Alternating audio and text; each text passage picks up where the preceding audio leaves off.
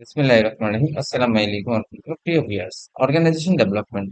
Organisation development হলো একটি অর্গানাইজেশনের সাংগঠনিক উন্নয়ন বা মানে সিস্টেমেটিক ডেভেলপমেন্ট, যেগুলি একটি অর্গানাইজেশনের মূল লক্ষ্যগুলিকে অ্যালাইনমেন্ট করে এগিয়ে যায়।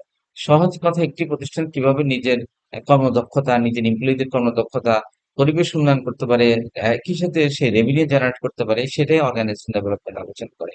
অর্গানাইজেশন ডেভেলপমেন্টের প্রধান লক্ষ্য সমূহ একটু আমি কথা বলবো। তাদের একটি প্রধান লক্ষ্যের মধ্যে প্রথম লক্ষ্য হলো কন্টিনিউয়াস ইমপ্রুভমেন্ট। একটা একটা অর্গানাইজেশন সবসময় একটা জায়গায় স্টেডি থাকতে পারবে না, এটা কন্টিনিউয়াস ইমপ্রুভমেন্ট লাগবে। এটি একটি চলমান চক্রাকার প্রক্রিয়া। প্রতিষ্ঠানে সবসময় তাদের কাজের ধরন এবং কৌশলগুলো পর্যবেক্ষণ করে দিন দিন এগুলি ধরনকে বা কৌশলকে ডেভেলপ করে, উন্নয়ন করে। এটি অর্গানাইজেশন ডেভেলপমেন্ট বা ওডির কাজ। Better communication. প্রতিষ্ঠানের ভিতরে বিভিন্ন বিভাগ, আন্তঃবিভাগ বা টোটাল বিভাগের মধ্যেও মানে একটা স্বচ্ছ এবং সাবলীল কমিউনিকেশন সিস্টেম থাকতে হবে। স্বচ্ছ সাবলীল এই জন্য বলছি, স্বচ্ছ মানে ফ্লুয়েন্টলি, যাতে সবাই তার কাজের অ্যাক্টিভিটি বুঝতে পারে, তাদের কোম্পানির ভ্যালু গুলো বুঝতে পারে, কোম্পানি এথিক্স বা কোম্পানি সিস্টেমেটিকলি কিভাবে কোম্পানি আগাইলে কোম্পানি ডেভেলপ হবে, বা কোম্পানি কোথায় অ্যাক্টিভিটি শো করলে কোম্পানি দ্রুত সাপোর্টিভ হবে। এই এই জিনিসটা বেটার কমিউনিকেশনটা, এটা একটা ওডি বা অর্গানাইজেশন ডেভেলপমেন্টের মধ্যে শিখে দেয়। এতে কি হয়, ভুল বোঝাবুঝি কমায়, কাজের গতি সিস্টেম, গতিশীলতা সৃষ্টি করে, টিম ওয়ার্ক তৈরি করে, সবাই একটা অ্যালাইনমেন্ট হয়ে একটা গতিতে এগিয়ে যায়। আর হচ্ছে ইন্ডিভিজুয়াল এমপ্লয়ি ডেভেলপমেন্ট। শুধু কোম্পানির কমিউনিকেশন গুড ভালো লাগবে না, কোম্পানি উন্নয়ন হলে চলবে না, কোম্পানির প্রতিটা এমপ্লয়ির মানে স্কিল বা কমিউনিকেশন স্কিল, দক্ষতা, এগুলি ভালো হওয়া লাগবে।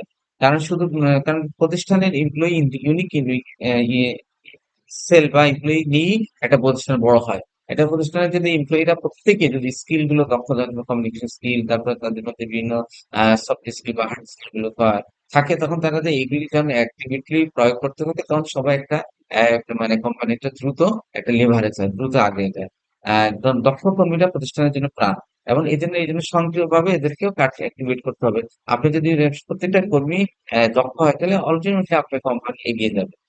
পণ্য সেবার মান, প্রোডাক্ট এবং সার্ভিস এনহ্যান্সমেন্ট।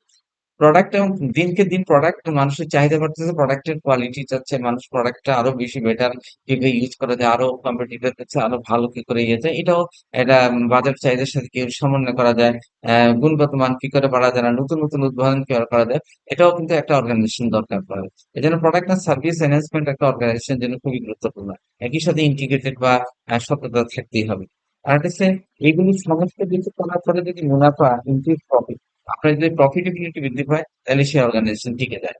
আর উপরে আপনি যতই উপরে ধাপগুলো সফলভাবে প্রয়োগ করেন না কিন্তু, আপনার প্রতিষ্ঠান যদি প্রফিটেবিলিটি হলেই আপনি এগুলি সে অ্যাক্টিভেট হবে। আবার প্রতিষ্ঠান শুধু প্রফিটেবিলিটি হবে না, যখন আপনার উপরে স্কিল গুলো দক্ষ বা কন্টিনিউয়াস ইমপ্রুভমেন্ট, বেটার কমিউনিকেশন, তার প্রোডাক্ট এন্ড সার্ভিস এনহ্যান্সমেন্ট যখন ভালো থাকে, তখন কি হবে, প্রতিষ্ঠান উৎপাদন খরচ বা প্রোডাক্টিভ কস্ট কমায়। তারপরে কাজের মান বাড়ে, চূড়ান্ত ফলাফল হিসেবে ব্যবসায় বেশি মুনাফা অর্জন করা যায়। তো ডিয়ার অডিয়েন্স, অর্গানাইজেশন ডেভেলপমেন্টে আজকে আমি কয়েকটি পয়েন্ট বললাম। একটা হচ্ছে continuous improvement, better communication, individual employee development, product and service enhancement, increase productivity. তো আজকে এই পর্যন্ত। আসসালামু আলাইকুম রহমতুল্লাহ। আর একটা অর্গানাইজেশন ডেভেলপ করুন, আপনার কোম্পানি রিভিউ বাড়ান।